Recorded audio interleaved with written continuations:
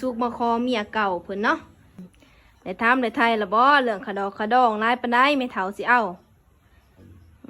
มันมาห้องมาคอมันนี่กับลวงมาหลายดอกหลายขะดองหันขะดองหัน100 ล้านคำ2 บาทกล้วย2 โตง้อ2 โตเสียหัน50 ล้านน้ำแพ็ค50 แพ็คแต่ในวันนี้หันให้ว่างคน5 ล้านเลยว่างคน5 ล้านท่านบ่ได้คันจูน้ำนุ่มนี่ก็ข้าคล้องข่อยจะว่ายังไงจะแจงใดบ่ตะชุกเอ้ยเอาแผลกันนะเอ้ยรู้ทำงานไปได้บ้าบ่ได้แล้วลูกทำนี่แล้วได้รุดบ่ได้ข้าเจ้าแตงใดก็แตงบ่ได้ก็บ่แตงนะข้าเจ้ามีปัญญาแตงก็เจ้าเอ้ยแพ้คนนี้แพ้จะแตกเอาแม่แตงบ่ได้ก็บ่แตงแล้วคันว่าที่เอ้ยกระดอง2-300แพ้จะแตกนั่นนี่แพ้เบ้าดอกเมียต้องงานกว่าแล้วลูกชาวก็เอ้ยโอ้ยลูกชาวก็งามเลยยันบ่ได้พัวบ่ลูกชาวกีฬาอีแล้วเอ้ยหมด2-3 ตู้กด2 ตู้แพ้จะแตกคำ2 บาทว้ายเขาบ่ได้แพงได้สัตว์นั่นเลี้ยงมาแต่น้อยจนใหญ่เบิดตะนุ่มก็หลายเอ้ยเราไปคนนี้ลูกเจ้าไปพัวสัตว์นี่เอ้ยไม่เอ้ยอย่าพัวนะว่ายิ่งพัว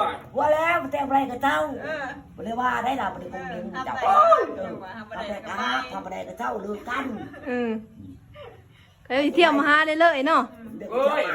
กระดองไปทำรอยไปจากไหนอย่างนี้เอ้ยงามกระบัวดอก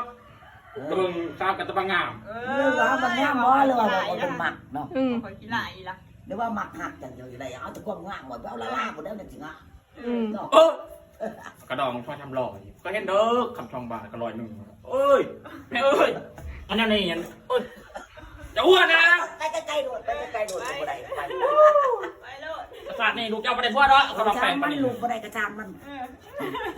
บ่ได้พอดีนั่นเขาได้บ่บ่ได้แล้วได้ทำนั่นแล้วบ่ได้ไปหาเงินหาคำใดมาจะมาแต่ง